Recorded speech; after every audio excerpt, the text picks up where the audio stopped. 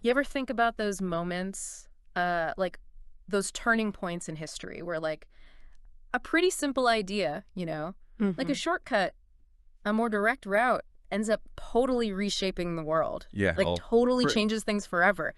That's what we're talking about today. big time. A 51-mile ditch, the Panama Canal, Yeah. and the just massive impact it's had. Oh, yeah. Welcome to the deep dive. I think it's a great topic to dive into. And we've pulled together a ton of info specific from the Wikipedia page on the Panama Canal Perfect.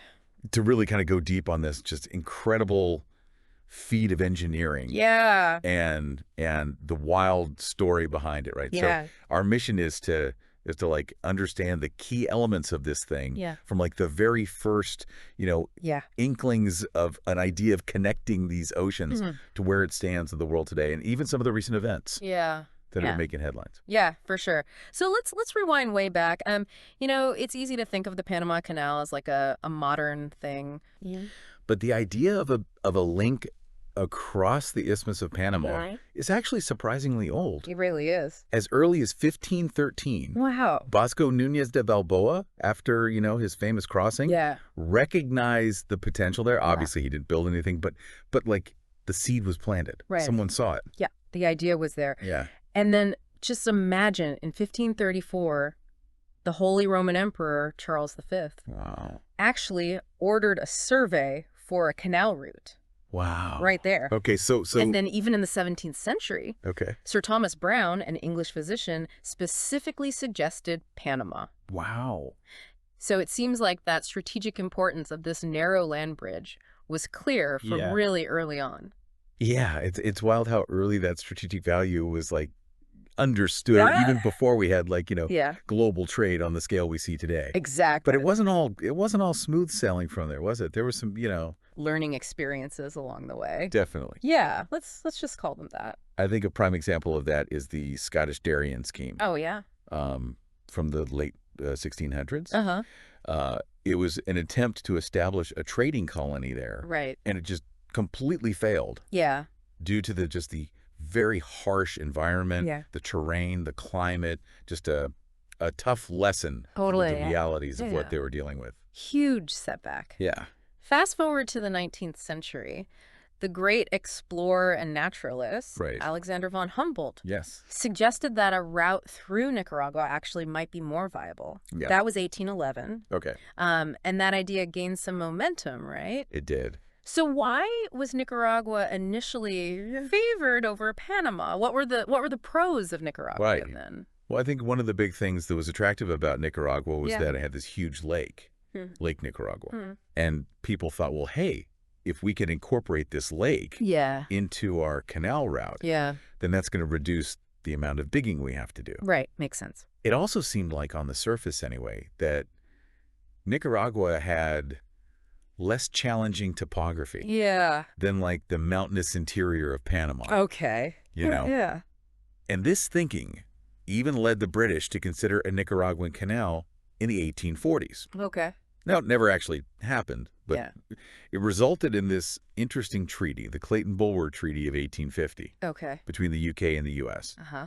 And it was basically like an agreement Okay. that neither country would Yeah. have exclusive control over any canal Okay. in Central America. So a little bit of a diplomatic tie-up there. Right. But the U.S. was also making moves on their own. Yeah. The Mallarino-Bidlack Treaty with New Granada, Okay. which later became Colombia Right. in 1846, gave the U.S. transit rights across Panama, and even the option for military intervention. Right. That's a pretty significant foothold That is, right. to have secured that early. And then, of course, you have the California Gold Rush in 1848. Yeah. Created this just huge need for faster connections Yeah. between the east and west coasts of the U.S. Uh-huh. Right? So you had these really enterprising Americans like William Henry Aspinwall and Cornelius Vanderbilt, Yeah. who established these trans-Isthmian routes using Uh-huh. ships and overland crossings. Makes sense. Necessity breeds invention. Absolutely. And so this demand for a quicker route led to a pretty major development, Right. the Panama Canal Railway, Yes. finished in 1855. Okay. That must have been like a game changer for trade and travel back then. It dramatically reduced transit time, Yeah. but it Yeah. came at a huge cost. Okay. It was hugely over budget. Mm-hmm. Cost about $8 million, which was unbelievable sum back then. Yeah. Yeah. And even more tragically, it's estimated that between 6,000 and 12,000 workers died, Wow. primarily from tropical diseases. Yeah. But despite this terrible human toll, Yeah. the railway was actually incredibly profitable. Oh, wow. Okay, so even with the railway, Yeah. the dream of an actual canal persisted. It did. Right. But interestingly, in 1870, U.S. President Grant, Okay. his Interoceanic Canal Commission actually favored Nicaragua. Right. Still. Yeah. So for a while, it seemed like Panama was like the less likely option. It's interesting how it went back and forth. Yeah, totally. Yeah. Okay, so let's shift gears a little bit and talk about the first Okay. like major attempt to build this canal. All right. The French effort. So this is where Ferdinand de Lesseps, the dude behind the Suez Canal, comes Yeah. in. You know, he was riding high on that success. Turned his attention to Panama. Okay. So in 1878, Hmm. a French company secured what's called the Wise Concession. From Colombia. Uh-huh. And that gave them a 99-year right to build a canal. Okay, so they got the green light. They did. Okay. De Lesseps, he organized this big international congress in Paris in 1879. Okay. And he was really pushing hard Yeah. for a sea level canal across Panama, much like the Suez Canal. Okay. Now, despite warnings from some engineers Uh-huh. about the massive technical challenges Yeah. and the deadly diseases, Uh-huh. he pretty much won the day. Okay. Established the Compagnie Universelle du Canal Interocéanique de Panama. That's a mouthful. It is. And so construction started. January 1st, 1881 in Culebra. Okay. The French, they put together this massive workforce. Yeah. About 40,000 by 1888, Uh-huh. mostly Afro-Caribbean laborers. Okay. But they ran into problems big time. Yeah. Panama was nothing like the, kind of flat, dry landscape of the Suez. Right. Yeah. Totally different. Right. We're talking like It was... a dense tropical rainforest. Oh, it was... The heat, the Yeah. humidity, The humidity was insane. the need for locks, Uh-huh. which de Lesseps had initially opposed Right. the crazy, unpredictable Chagres River, Oh, forget about it. prone to massive floods. Yeah. Oh, and don't forget the landslides. And the mudslides. especially. Especially in the Culebra Cut. Yeah. What were some of the specific challenges that made disease so rampant? Well, I mean, you have to remember, the climate was hot and humid. Yeah. And there was just tons of stagnant water. Mm-hmm. Perfect breeding ground for mosquitoes. Yeah. And although at the time they didn't fully understand the link, Right. the mosquitoes were spreading yellow fever and malaria. Yeah. Like crazy. Yeah. Plus you had poor sanitation, inadequate health care. Yeah. All of that contributed to just incredibly high death rates. Right. By 1884, the death toll was over 200 people a month. That's insane. Right. And apparently, to make matters worse, the true conditions were downplayed. Right. Back in France to encourage more people to come work. Totally. It was all about, keeping the labor force coming. Yeah, that's a recipe for disaster. It was a disaster. Yeah. The French effort collapsed. Yeah. They went bankrupt in 1889. Wow. Having spent a mind-blowing $287 million. Just a crazy amount of money. Astronomical for the time. An estimated 22,000 lives were lost. Yeah. And something like 800,000 investors just saw their savings disappear. Just wiped out. Gone. Yeah. Led to the infamous Panama Affair scandal. Oh, yeah. Big names like Gustave Eiffel and de Lesseps faced prosecution. Wow. Although de Lesseps, his conviction was later overturned. Okay. But still, a mess. Total financial and human catastrophe. Yeah. But the strategic importance of that isthmus Right. didn't just disappear. No. Right. It was still there. Because the French effort failed. In 1894, a new French company was formed, the Compagnie Nouvelle du Canal de Panama. Primarily to manage and try to sell off the remaining assets. Right, right. And this is where some key individuals who would pave the way for the U.S. kind of come into the picture, right? That's right. Yeah. You have two lobbyists in particular, William Nelson Cromwell, an American lawyer, Okay. and Philippe Bunau Varilla, a former engineer with the French effort. Okay. They both saw the potential for the U.S. to take over. All right, so the stage is set. This is set for the Americans to come in. The Americans are coming. Yeah. So U.S. President McKinley, All right. in the late 1890s, he commissioned studies to figure out, what was the best canal route. Yeah. Cromwell, that American lawyer, Right. lobbied skillfully to make sure that Panama stayed on the table as Yeah. an option. Even though Nicaragua was initially favored Yeah. because it was cheaper. Because it was cheaper. Right. Yeah. The French assets at that point Yeah. were priced lower for Nicaragua. Okay. But Bruno Varilla, he was a smart guy. Yeah. He managed to convince the French company to drastically reduce their asking price Okay. for the Panama assets to $40 million. Okay. So that, plus the strong support from President Theodore Roosevelt Okay. for Panama, started to change things. Plus, some engineers pointed out that Panama actually had some technical advantages, Yeah. including a shorter distance to dig. Okay, so it was swinging back in favor of Panama. It was. Okay. But there was still debate in the U.S. Congress. Yeah. A lot of people were still pushing for Nicaragua. Makes sense. But ultimately, with the president behind it, Cromwell and Bruno Varilla pushing their proposal to buy the French rights for $40 million, went through. Okay. So in 1902, the Spooner Act officially authorized the U.S. to go with Panama, but only if they could get the treaty rights. Okay, and that's where things got. And that's where things got messy. Yeah, a little political. Yeah. The U.S., they negotiated the Teheran Treaty with Colombia in 1903. They wanted to secure a lease on the land in exchange for money. Okay. But the Colombian Senate, they rejected it. Yeah, rejected it. I mean, was there any historical precedent or argument that could, even slightly justify the U.S.? Well, I mean, the Malrino-Bidlack Treaty did give the U.S. certain rights, including the right to intervene to maintain free transit. Right. So Roosevelt argued that Colombia, by rejecting the treaty, was threatening this transit. Okay. And therefore, the U.S. was justified to step in. Right. But that's still... That interpretation is very controversial. Yeah. A lot of people saw it as an overreach of U.S. power. Yeah. Definitely. And so famously, U.S. warships were strategically positioned to prevent Colombian troops from intervening in Panama's uprising. And boom, Panama declared independence on November 3, 1903. And the U.S. was like, yep, we recognize you. Immediately recognized them. Right. And it all happened so fast. Yeah, it's like almost suspicious how fast that happened. Roosevelt even bragged about it. He said, I took the isthmus, started the canal, and then left Congress not to debate the canal, but to debate me. Wow. That was his style. Yeah, pretty bold statement. Yeah. And a lot of people then and since have condemned the U.S. actions. They called it a sordid conquest, a vulgar and mercenary venture. Right. The newly independent Republic of Panama pretty much became a U.S. protectorate for a period there. But soon after Panama's independence, the Habanero-Varilla Treaty was signed. Yeah. This granted the U.S. control over the Panama Canal Zone in perpetuity. Wow. But there was a little caveat there. Well, there were some specific rights that were limited to a 99-year term. Okay. But yeah, that treaty has been controversial in Panama since the beginning. Yeah. Because a lot of Panamanians felt like it wasn't really a fair deal. Yeah.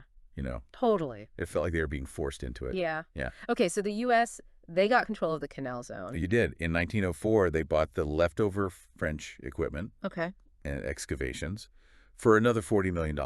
Okay. And they agreed to pay Panama $10 million up front, followed by annual payments of $250,000. Okay. Later in 1921, as part of the Thompson-Arusha Treaty, the U.S. even paid Colombia $25 million. Wow. And in return, Colombia recognized Panama's independence. Okay, so they were trying to trying to smooth things over. Yeah, smooth things over. Yeah. Make everyone happy. Well, as happy as they could be under the circumstances. Right, exactly. Yeah. Okay, so the U.S. is now in control. Yeah. Let's talk about their approach to construction. And, hopefully they learned a little bit from what the French went through. Right. Well, they formally took over on May 4, 1904. Okay. And they inherited a project with a depleted workforce and a lot of messed up infrastructure. Yeah. The Isthmian Canal Commission, or ICC, was set up to oversee everything. Okay. And their main goal was to not repeat the French mistakes. Right, yeah. Right. Don't want to do that again. Learn from their errors. Yeah, learn from their errors. So they They appointed a chief engineer, Right. John Finley Wallace. He resigned after a year. Oh, wow. He was like, I'm out of here. He was overwhelmed. It was just too much. Yeah. Yeah, that's understandable. Yeah. So who came in after him? John Frank Stevens. John Frank Stevens. Yeah. Okay. And Stevens, he was a smart guy. Okay. He focused on building essential infrastructure for the workers. Okay, like what? So things like housing, sanitation, food supplies. Right. And crucially, he overhauled and expanded the Panama Railroad. Makes sense. Which was key for moving all the materials around. Yeah, yeah. Got to get the logistics right. Right. Yeah. He also focused on recruiting a new workforce. Yeah. Thousands of laborers from the U.S. and the Caribbean. Okay, so like a truly international effort? It was. Okay. A lot of these, what they called Afro-Panamanians, made huge contributions. Yeah. And a lot of them ended up settling permanently in Panama. Oh, wow. Yeah. That's interesting. And we can't forget Colonel William C. Gorgas. Oh, absolutely. Yeah. Gorgas was the sanitation hero. Yeah. He led this huge campaign to fight yellow fever and malaria. Okay. Yeah. Those are building on those discoveries that mosquitoes are the carriers. Right. He implemented all these measures like draining swamps, okay. fumigating buildings, giving out mosquito netting. Right. So like really try to control the mosquito population. Absolutely. Okay. And it worked. It worked. Dramatically reduced the death rate. Oh, that's huge. But it's important to remember that even with all these efforts, about 5,600 workers still died during the U.S. phase of construction. Yeah. Most of them West Indian laborers. Yeah. It's still a reminder of the dangerous conditions. Absolutely. The U.S. government even awarded the Roosevelt Medal to American workers who completed 2 years of service. Right. Just recognizing their dedication. Right. Recognizing that they, put their lives on the line. Yeah, that's a huge commitment. So meanwhile, they were also debating the design of the canal. Oh, yeah. There was a big debate about how to actually build this thing. Yeah. Some people wanted a sea-level canal. Okay. Like de Lesseps had envisioned. Makes sense. But Stevens, he was a big proponent of a lock-based system. Okay. And the creation of a big artificial lake, Gatun Lake. Yeah. His argument was that it would reduce the excavation needed. Okay, yeah. And create this navigable waterway across a large part of the isthmus. Right. And he convinced Roosevelt. Okay, so they went with locks and the lake. They did. That was a huge decision. Yeah. Because it led to the creation of the largest dam and the largest artificial lake at the time in the world at the time. Yeah. Which is just wild. It's incredible when you think about the scale of it. Yeah. And the amount of excavation that they had to do. Oh, just mind-boggling. Over 17 million cubic yards moved by the U.S. Wow. On top of the 30 million that the French had already dug. Oh, my gosh. Yeah. They brought in all this advanced equipment from the U.S. Oh, okay. Like what? Steam shovels. Okay. Cranes. Yeah. Rock crushers. Yeah, the heavy-duty stuff. The serious stuff. Yeah. And they totally modernized the Panama Railroad. Okay, so they were ready to go. They were ready. But there was also this little disagreement about the tolls. Oh, yeah. There was a back and forth between 1912 and 1914 about how much they should charge ships. Yeah, makes sense. Yeah. And then in 1907, Stevens, he resigned. Oh, wow. He was replaced by U.S. Army Major George Washington Goethals, who's really the guy who gets the credit for finishing the canal. Okay, he was like the final guy. Yeah, the man who saw it through. Yeah. He was known for his leadership and organization, and he divided the project into 3 main divisions. Okay. And the excavation of the Calibre Cut. Yeah. That crucial, challenging stretch that linked Gatun Lake to the Pacific Locks. Yeah. That was overseen by Major David DuBose Gaillard. Okay, so they had the right people in place. They did. And so what happened next? Well, on October 10th, 1913, President Woodrow Wilson from the White House remotely triggered the explosion that breached the Gamboa Dike. Wow, okay. So that was the moment that connected the Atlantic and Pacific. The Atlantic and Pacific waters. That's huge. Huge moment. Yeah. So the first self-propelled vessel made it through in January 1914. That's right. And the first large ship to travel ocean to ocean was the SS Cristobal on August 3rd, 1914. Yeah. So 401 years after Balboa first crossed the isthmus, wow, the Panama Canal was finally done. It's incredible. 1914 Total cost to the U.S., almost $500 million. Wow. The official opening was August 15th, 1914. Right. With the passage of the SS Ancon. It changed everything. Yeah, the impact was immediate. Oh, yeah. Like even negatively affecting ports and businesses in southern parts of South America. Yeah. Because it just like drastically altered those global trade routes. The whole world was reshaped in a way. It's wild to think about, like before and after. It's hard to imagine the world without the Panama Canal now. Yeah, it's just there. Yeah. But the story doesn't end there. It doesn't. In the 1930s, water supply became a big concern. Okay. And they built the Madden Dam, creating Lake Alajuela in 1935 Okay. to store more water. Makes sense. And there were even plans in 1939 for a bigger set of locks to handle larger warships. Okay. But those never happened. Okay.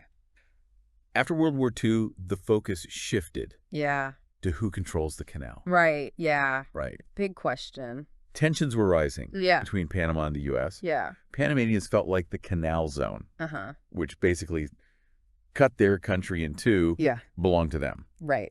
And then you have the Suez Crisis in 1956, Okay. where the U.S. criticized European control of the Suez Canal, Yeah. which kind of backfired on them because it just fueled Yeah. Panamanian demands to control their own canal. Makes sense.